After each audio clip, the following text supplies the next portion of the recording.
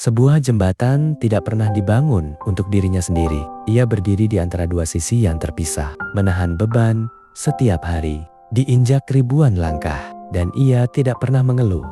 Karena ia tahu satu hal, tanpa dirinya, dua sisi itu tidak akan pernah bertemu. Ada keindahan dalam menjadi penghubung, dalam menjadi orang yang membuat hal-hal yang terpisah bisa bersatu kembali. Pikirkan hidupmu. Kamu mungkin sedang berada di antara dua dunia, antara mimpimu dan kenyataanmu sekarang, antara siapa kamu dulu dan siapa kamu ingin menjadi, antara rasa sakit yang kamu alami dan kesembuhan yang kamu cari. Dan kamu merasa terjebak di tengah, tidak di sini, tidak juga di sana. Tapi bagaimana kalau posisi di tengah itu bukan tempat yang buruk? Bagaimana kalau kamu sedang menjadi jembatan, menyeberangi jarak dari satu titik ke titik yang lebih baik? Jembatan tidak dibangun dalam sehari. Ia dibangun perlahan dari satu sisi menuju sisi lainnya, sedikit demi sedikit, sampai akhirnya kedua ujungnya bertemu. Dan selama proses itu, ada masa di mana jembatan belum tersambung sempurna, belum bisa dilewati, masih dalam pembangunan.